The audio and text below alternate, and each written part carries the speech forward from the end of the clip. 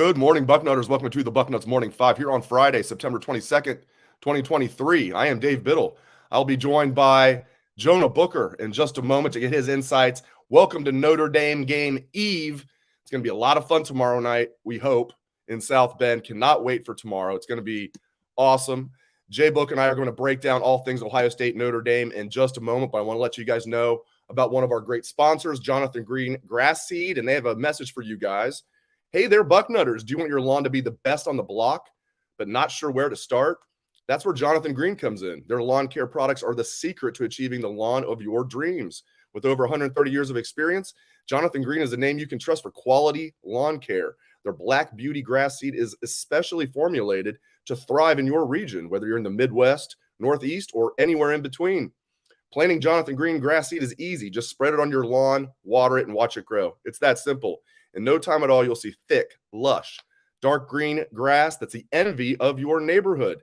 And here's the best part, Buckeye fans. Jonathan Green grass seed is naturally dark green in color. That means you'll spend less money on fertilizer, and your lawn will look amazing all season long. And this grass seed is super drought tolerant, which means a smaller water bill for you. It can stand up to the toughest Ohio summers with ease. So don't wait any longer. Make your neighbors green with envy and turn your lawn into a showstopper with Jonathan Green grass seed. Visit jonathangreen.com. Use coupon code Bucknuts10 to get 10% off your order. jonathangreen.com. Use coupon code Bucknuts10 to get 10% off your order. Jonathan Green, quality lawns since 1881. Ohio State's been playing quality football that long as well.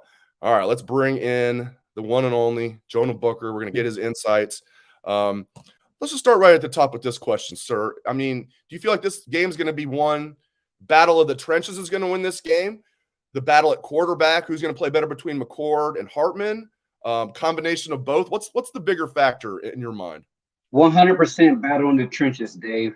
Who is going to be able to win the line of scrimmage up front? That's who's going to decide who wins the football game. When you look at the Ohio State defensive tackles, I think they have an advantage there with the interior guys. They've been playing some very, very good football.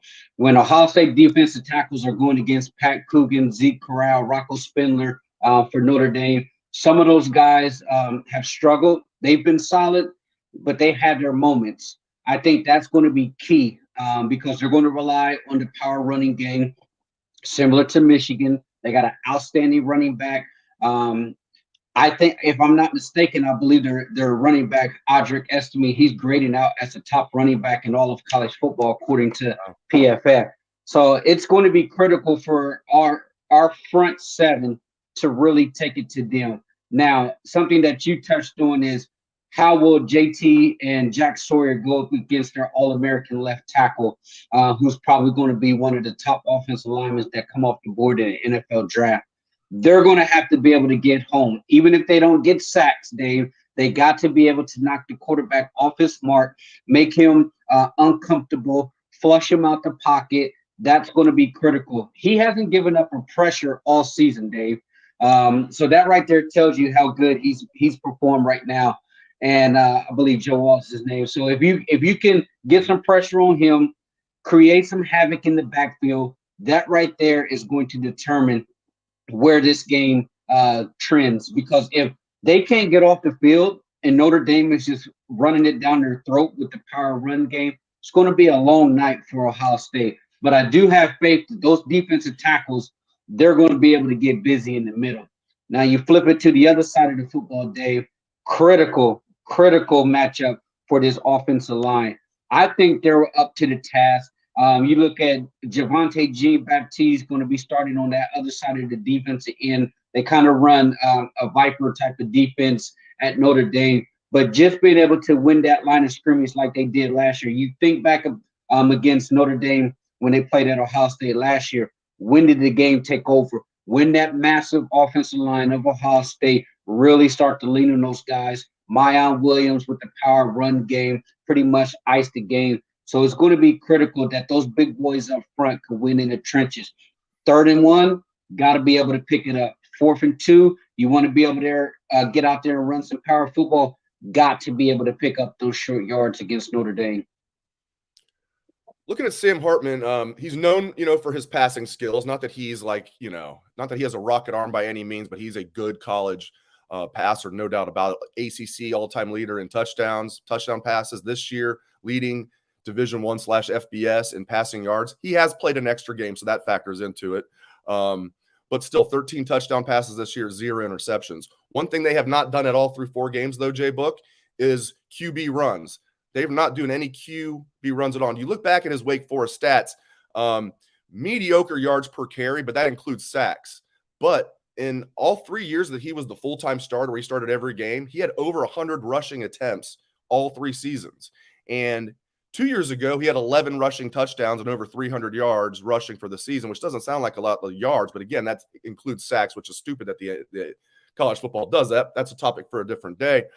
My guess is, J-Book, they've been holding some QB runs for this game. Not that they're going to major in it, but I think that's another thing. I mean, Hartman's good all the way around, but I think that's another thing Ohio State has to keep an eye on in this game.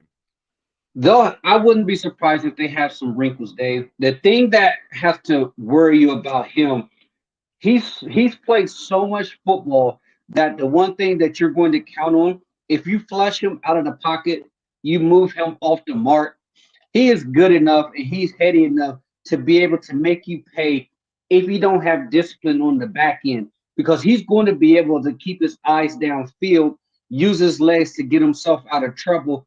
He has the capability to pull the football down, but I worry about if he escapes the pocket, will we be able to have the discipline to stick to the wide receivers like glue in the back end, because that's where he can really make you pay. Because you can call the perfect defense against Sam Hartman, and he can still get them out of a bad situation with his experience, with his athleticism, and his ability to strike down the field.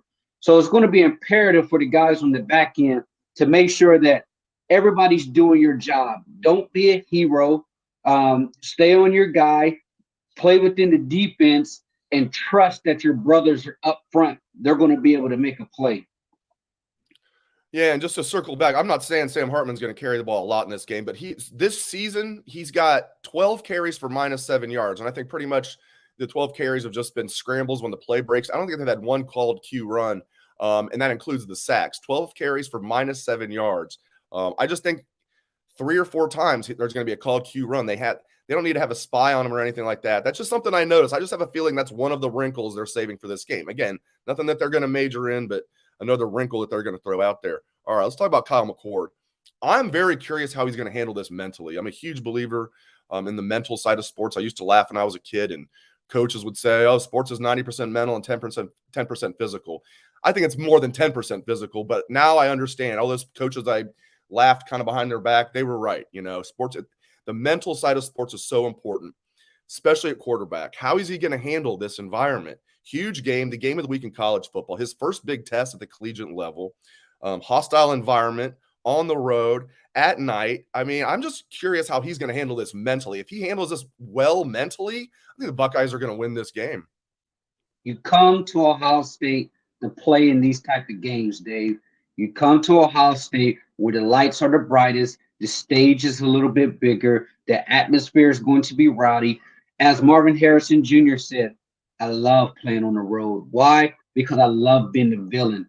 You have that type of mentality with your quarterback that go in there, silence the crowd, playing at a high level. This is what it's about, Dave. This is what it's about. You go in there knowing that you're extremely talented. You have faith that your coaching staff is going to have an excellent game plan. The key for Kyle McCord, Dave, those first 2 series, those are going to be scripted plays. Get him in the rhythm with those scripted plays, Dave, to really start to build in that confidence. I would not be surprised if you see the running backs be involved in the passing game quite a bit, because here's the thing. Central Michigan, they were able to get those linebackers isolated in the pass game. There was a lot of leakage here and there in that pass game. Isolate your running backs against their linebackers in space. That is a clear advantage for Ohio State when it comes to speed, athleticism, matching up with those guys. So Ohio State has shown it early on in the playbook. They're willing to dump it off to the running back. They're willing to get the running back little boot action with the tight ends in the flat. Those are rhythm plays to get your quarterback comfortable. Those first two series, I think, is going to be critical. That those scripted plays really start to build that confidence for him. Really start to get him in the rhythm. If he gets in the rhythm, Dave, and confidence, and if you're to believe what Ryan Day says that they're going to let it rip, he's going to have a good night. He's going to have a good night. Right now, the over-under's 265.5 passing yards. Right now, and I got a bet in for over. I'm glad you hit on that, the let it rip. I love that he said that and then talked more about it yesterday during the lightning round with the media. He brought it up during his radio show that we need to have the same mindset we had. I don't even know if he mentioned the Georgia game, but that's what it reminded me of, like let it rip. If they do that, and that means including if things don't go your way early, let it rip. Ohio State's going to win this game. Yeah, I mean that's what this program needs. That is when this program operates at its highest, Dave, is when they're playing loose, they're playing confident, and your coach is uber aggressive. When Dave goes out there and says, "Hey, we're not here just to get through the game to win. We're here to beat the brakes off of you." And so, not saying this is going to be a blowout, but when you go into the game with that type of mentality that you're going to be aggressive, you're going to give them every opportunity to knock Notre Dame out in front of their own crowd. The players feed off that. They love that. And so if he can do that, then I'm going to be extremely excited about this team. I think we might have lost Dave there. Oh, just temporarily. Just temporarily. Oh, there you go.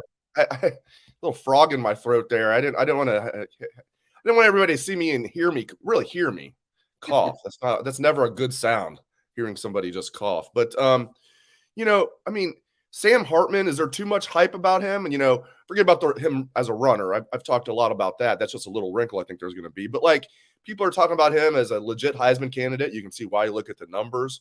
Again, 13 touchdown passes, no interceptions.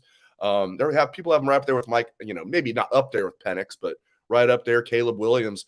Too much hype about Sam Hartman or great college quarterback? Where are you at on it? No, I don't think it's too much hype. He's a great college quarterback, Dave.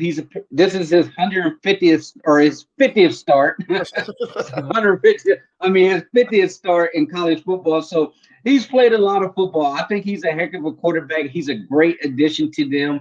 He's really elevated that program, giving them confidence. I think this right here is a statement game for Notre Dame, Dave. Like, I look at this as a program-changing type of game for Notre Dame, because you look at what's going on in the Midwest with Ohio State and Michigan, Penn State, Notre Dame. Notre Dame has not won these marquee type of games in a very long time. So the reputation for Notre Dame is, they beat up on some of these guys that they have on their schedule that really aren't, too big of a power. But once they go up against your Georgias or your Alabamas or your Ohio States, they really struggle. So this is a huge game for them. And having a quarterback like Sam Hartman, who's played a lot of football, who's going to be able to calm some of those younger kids down, he's a leader. There's a lot to be said about having a veteran leader at quarterback in your locker room, because when the bullets are flying and things are getting hairy in there, being able to have a guy in that huddle who's going to calm everyone down and make a play when you need it, that right there is something that Sam Hartman is extremely good at. So I give him all the respect. I think he's a heck of a college quarterback. It's one thing that gives me trepidation for sure when I analyze this game, J-Book. I mean, McCord, I think, he's looking good. I love the arm talent. Again, I don't know how he's going to react up here to this setting. If he reacts well, I think he's going to do well. But we're talking about, you can count how many starts he's made on one hand. Yeah. So far, 4. This will be number 5 in his career, including the one as a true freshman. Whereas you mentioned, I mean, Hartman is as a veteran as you could possibly be in college football. So at the most important position on the field, he's not just veteran, he's effective. So that worries me a little bit because it is the most important position on the field. I agree. If I'm ranking it, battle of the trenches, then you're talking about both sides of the ball is number 1. But battle at quarterback is certainly number 2. But I would say this, Dave, and you've talked to Kyle, like, doesn't this seem like the type of environment and atmosphere that his personality really thrives in? Because he's kind of that guy that he's quieter as far as, what you're going to see from your quarterback, but he has this like confidence about him to know it's like, I'm good. we're going to go in there. We're going to ball out. I'm going to make my throws. I'm feeling good. This is my team. Like, that's what I look at Kyle McCord as. Like, okay, you look at the national media.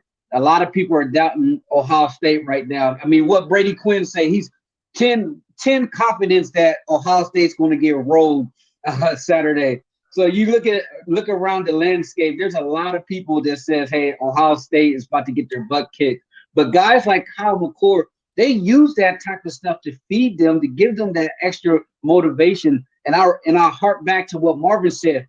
We love going into atmosphere like this to where we can play the villain. And that right there, that's when you have that type of mentality, it's contagious. And you better believe that Kyle McCord, who's best friends with Marvin, he's going to be operating in that same mind space. You know, Brady Quinn, he's a nice guy. I've met Brady. He's like, truly is like a nice man. He really is. He's like a legit, like, good person. But I think Brady is still upset that his brother-in-law, AJ Hawk, kept slamming him in the turf during that 2005 Fiesta Bowl, 2005 season.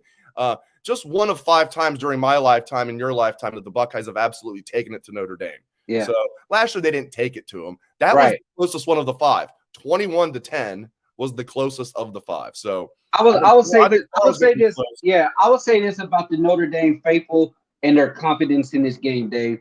If you look back over the last couple times that Notre Dame has played against Ohio State, the thing that you have to look at is you always felt that Notre Dame had to play their best game and Ohio State had to take a step back in order for them to win the football game.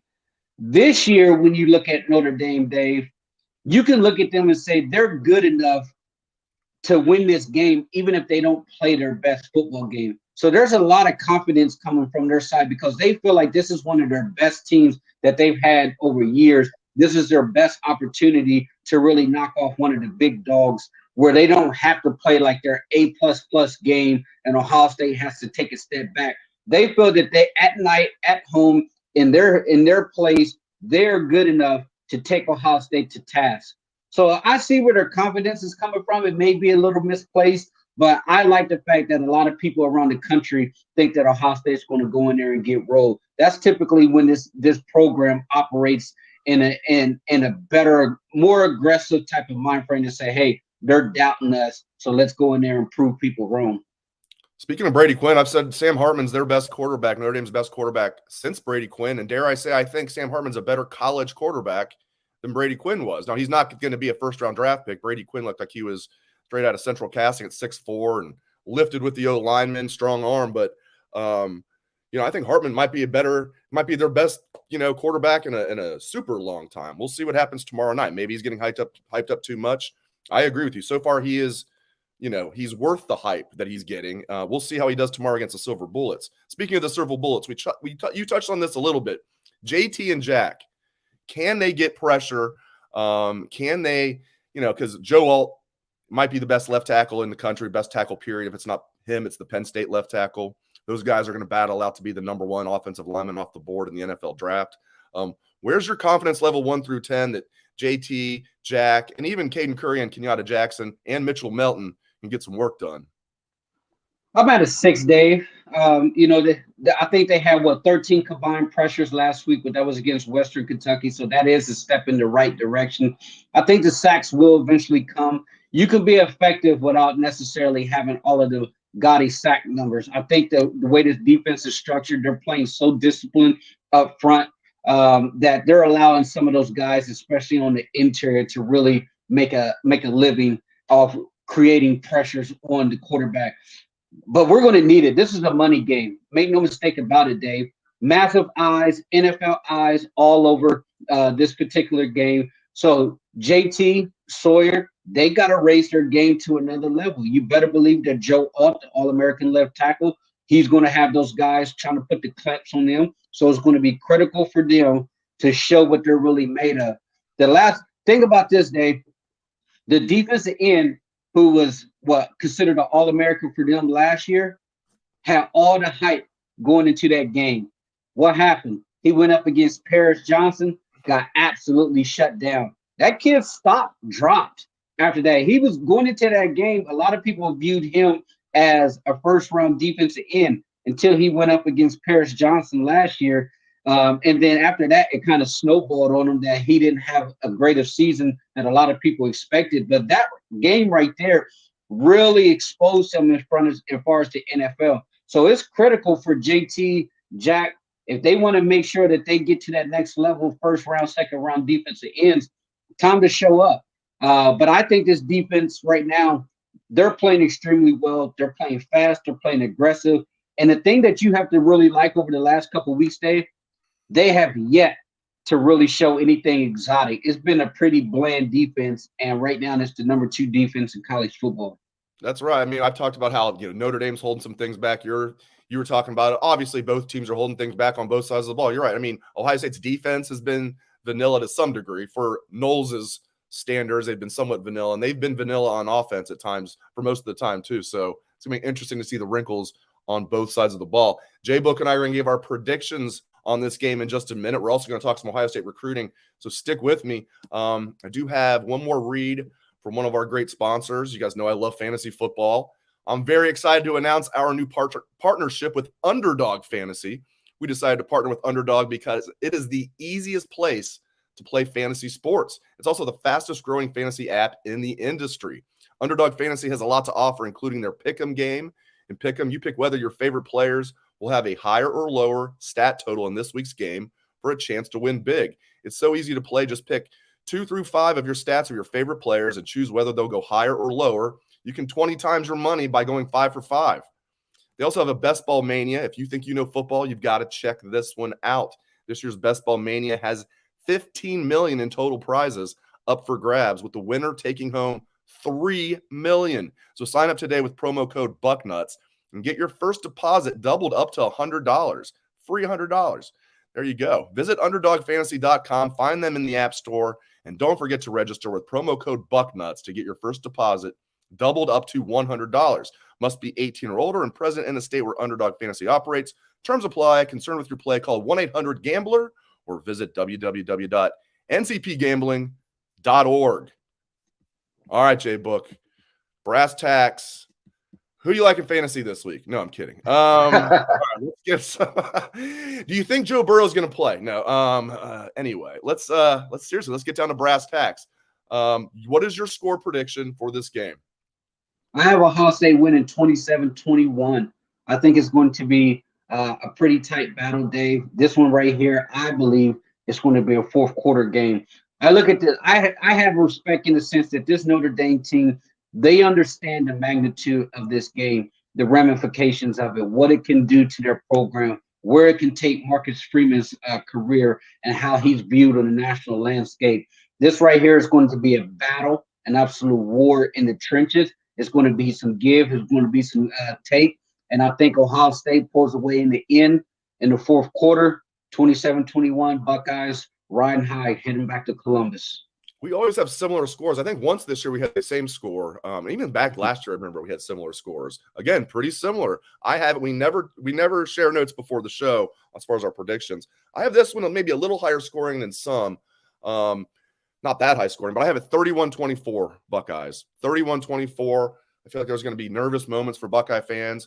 There's going to be nervous moments for Notre Dame fans, and I think the Buckeyes are going to maybe lead by 10. I think it's not going to be where they have to score a late touchdown to win. I think maybe more be like I can envision where Ohio State's leading by 10 in the fourth quarter. Notre Dame kicks a field goal to get within 7, and then the Buckeyes lock them down from there. Something like that, 31-24. But you know what? Just win, baby. That's all I care about. Just I don't care if they win by 1 point. I don't even just win, baby. Before we get to Brandon Baker, I'm gonna get your thoughts on Josh Proctor. That continues to be, now we need to see it. They haven't really played anybody yet.